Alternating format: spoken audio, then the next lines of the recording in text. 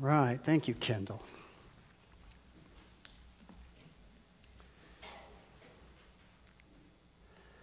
Well, as Christians, as people of God's promises, we are a people who have a lot at stake in hoping.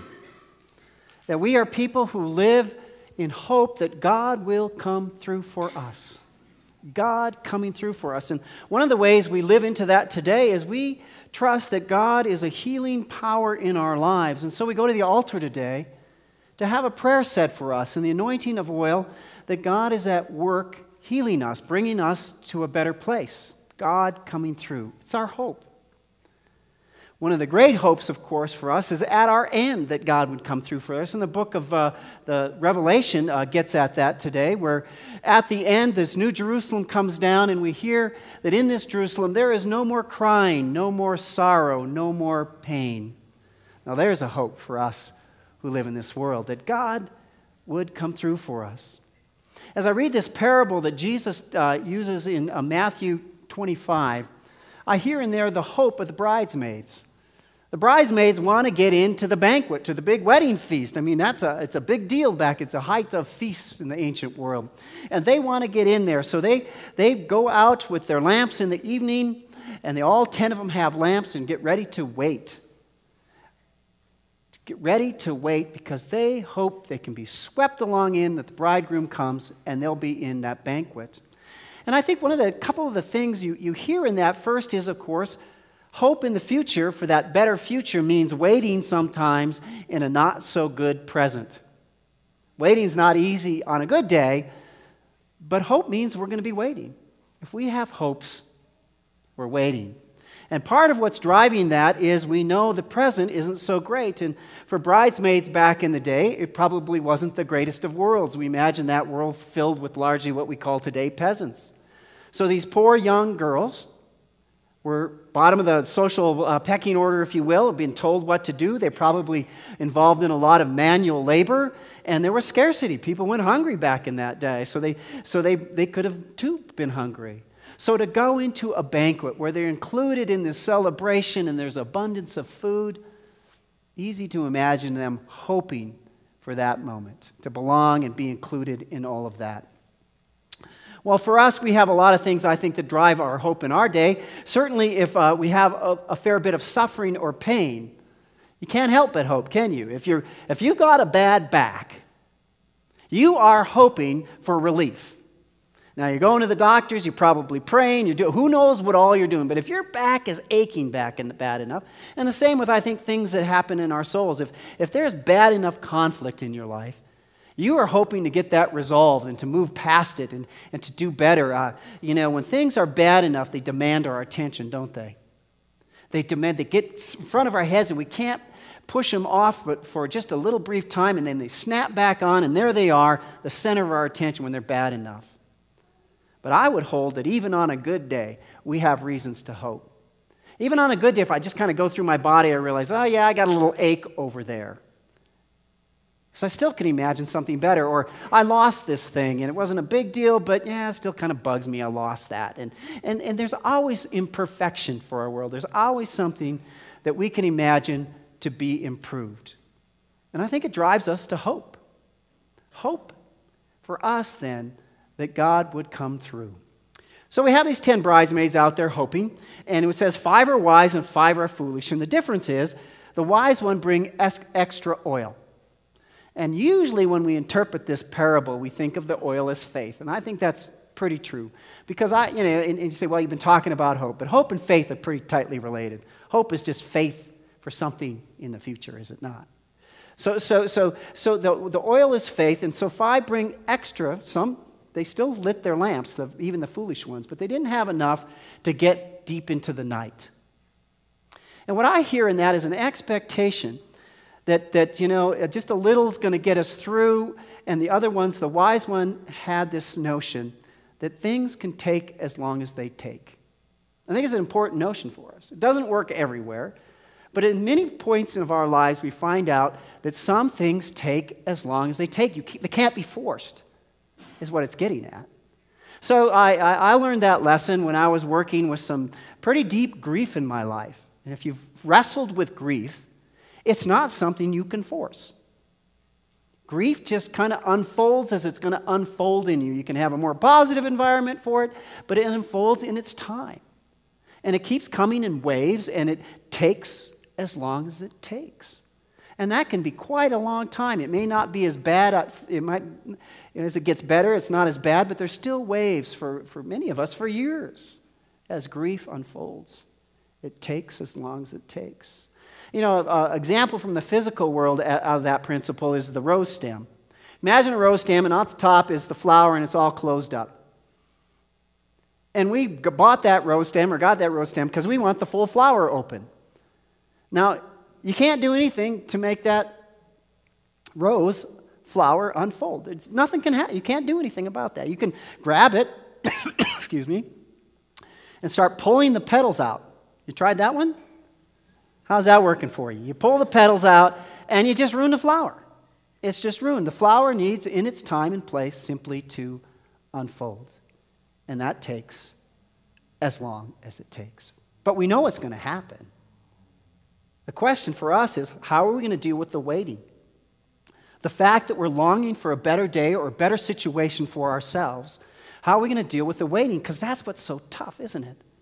Especially if the suffering's great, it's hard.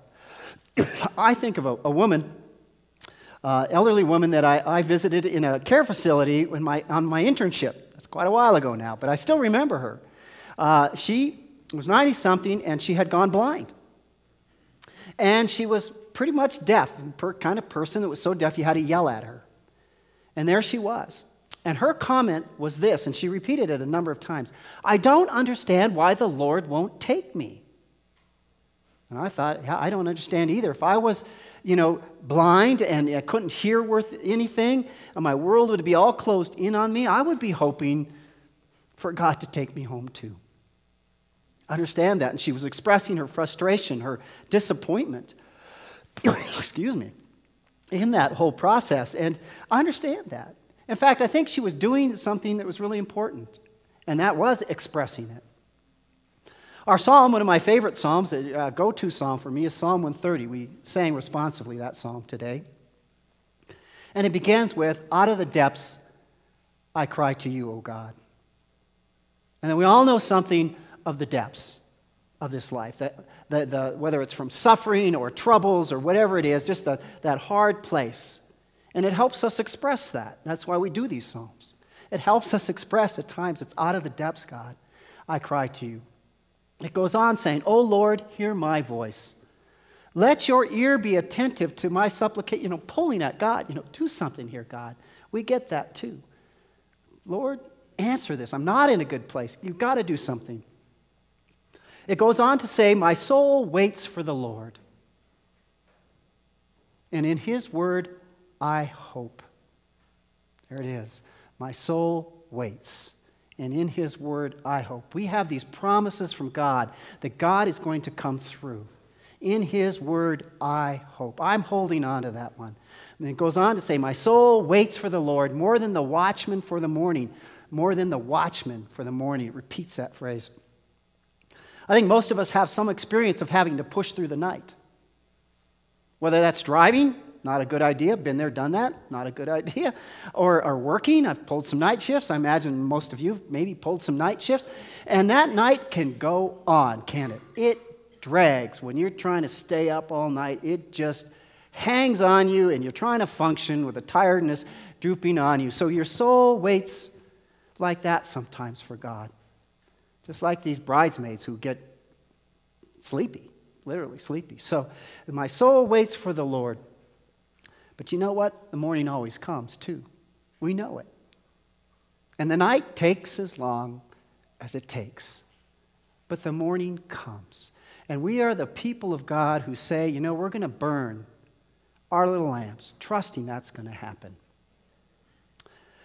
Well, we as Lutherans and Lutheran pastors sometimes struggle with the book of Matthew. And we do that because of the ending of a parable like this one, because it's a tough ending, isn't it? We find out that the bridegroom is announced, that the 5 wise virgins light their lamps and they go in, but the other ones are scrambling around to find oil. And finally they find find something, or we don't know what happens, but they end up knocking at the door, and the bridegroom opens the door and says, I don't know you guys. Basically, rejection. Tough ending, huh? That's a tough ending. And when I hear a judgmental and non-gracious ending, what I think is an ungracious ending, I kind of argue with it. I fight with it. A little bit like Jacob at the Jabbok River, fighting with that angel, wrestling to find some blessing in it. It's a tough one. Because it sounds like if the bridegroom is a symbol of Christ, or Jesus, that, if and you go and you ask, all of a sudden you're getting rejected here. I mean, wait a second. I know some people like, well, that's really talking about those bad people over there. But I think we can't help but say, well, am I like that a little bit? Do I have enough oil to burn? Or am I going to be empty when the crunch time comes? Am I going to not be the one with faith at that moment? He's going, ugh. I want to wrestle with this a little bit for you by throwing up another parable. Maybe one of Jesus' most famous parables. That comes out so completely different. It's called the parable of the prodigal son. And here's a son who demands his inheritance early from his father, a figure for God, right, the father, and demands his inheritance early, which is a nasty business, to demand your inheritance early. And then he leaves him, which is a rejection of the son to the father, and goes and he wildly parties it away in another country. And he doesn't change his tune until he finds himself hungry and feeding pigs. And then he says, oh man, I've blown this whole thing. And he returns then, saying, hey, I'd be better off just being a servant to my father. So he goes back, but the father doesn't even wait for him to knock on the door. The father runs out to meet him. And when the father gets out to meet him, he throws his arms around him, hugs him, kisses him, puts a fancy robe on him, puts a ring on his finger and shoes on his feet, and he brings him in, and they celebrate. They have a party. They killed a fatted calf, and they celebrate. That here we have a God of second chances. Here we have a God who says, you know what, I'm reaching out to you. I'm not waiting for you to knock. I'm coming to you, and I'm bringing my grace to your life. That even there, I think that this parable doesn't get the last word. That finally, sometimes God seems closed and hard, but ultimately underneath there's grace. And that's the hope we burn with. That's our lamps. Burning knowing that God's going to come through if we're crying out of the depths. Whether it's for suffering or some trouble in our life, that God is going to come through for us. And that there is a better day for our health. There is a better day, as the Revelation text said, where there's no going to be crying or sorrow or pain. And we burn with that hope. That's what we're here about. That this God is gracious. And we burn with that